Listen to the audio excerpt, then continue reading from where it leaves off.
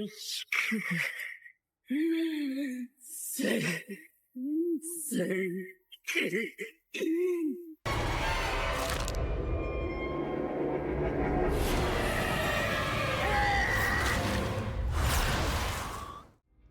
up everyone, and welcome to another Dead by Daylight killer build video. And today I have for you guys a build for Dead by Daylight's newest killer, the Ghoul. As part of the Tokyo Ghoul and Dead by Daylight collaboration, I'm so excited to showcase this build.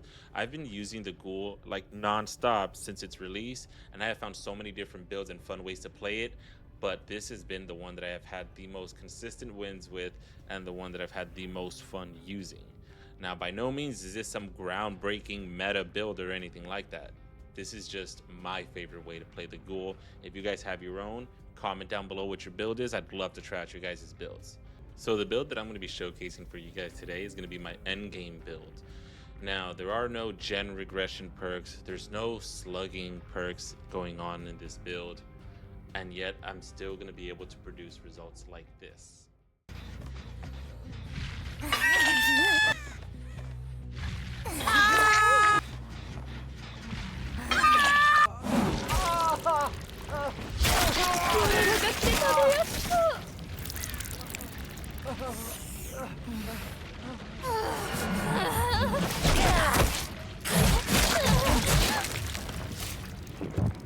So before I get into the perks and the add-ons of this build, allow me to explain what the Ghoul does. The Ghoul has two Kagune leaps. Using the tentacles on its back, you can attach them to any vertical surface on the map, pulling you towards them, allowing you to catch survivors off guard. Now, if you manage to catch up to a survivor using that and you still have another leap, your second leap can be used to actually perform a grab attack on the survivor, injuring them and leaving them in a deep wounded state, as well as leaving them with the Kagune mark and putting you in an enraged mode, which will grant you 3 Kagune leaps instead of 2. You can also use these leaps to vault over windows and pallets as well. Now, certain add-ons will allow you to break those pallets, but that's not going to be a part of this build today. So to kick off this build, we're going to go ahead and talk about the first add-on, which is the Fresh Coffee add-on. That's going to go ahead and increase our Kagune leap speed by 14%, allowing us to traverse the map just a little bit faster than we would be able to without it. The Kagune leaps are going to be super helpful, especially when we want to catch up to these survivors if they escape a chase, or if we start busting out the Whiffany Houstons and missing every single hit imaginable.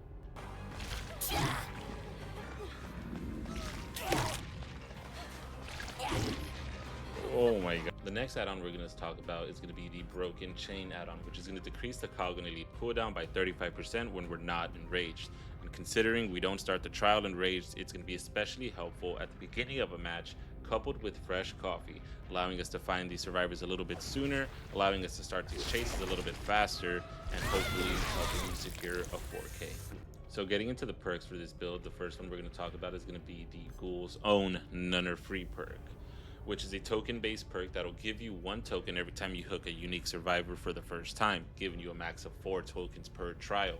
Now, once all the generators are completed, for every token you have gotten, every single window and upright pallet are going to be blocked for 16 seconds. Now, doing some quick math, that's 4 times 16, that's going to give you 64 seconds of blocked windows and pallets. Now, that's going to help you get these downs on these survivors in the end game, and coupled with the rest of these perks, no one's going to have a good time except you. The next perk we're going to talk about is going to be the Trickster's No Way Out perk.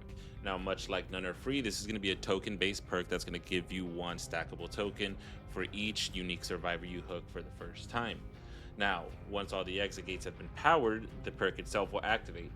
And then when a survivor interacts with an exit gate switch, you're going to receive a loud noise notification that way. You're going to know exactly where the survivors are trying to open up the gates. And then both switches are going to be blocked for 12 seconds plus an additional 12 seconds for every token in your possession. That's 48 seconds based on just the tokens themselves. Now, stacked with the actual 12 seconds that you get by default, that's 60 seconds of blocked switches. These survivors aren't going anywhere. And now, between blocked windows, blocked upright pallets, and blocked exit gate switches, how can we make this just slightly more frustrating for the survivors? Well, let me introduce you to the Nightmares perk, Remember Me. It's going to be an obsession and token-based perk that will give you 1 stackable token every single time your obsession loses a health state, up to a maximum of 5. And for each token that you do stack in this way, An additional 6 seconds will be required to open up the exit gates up to a maximum of 30 seconds. So waiting 64 seconds to be able to throw down pallets, waiting 60 seconds for the switches to be unblocked isn't enough.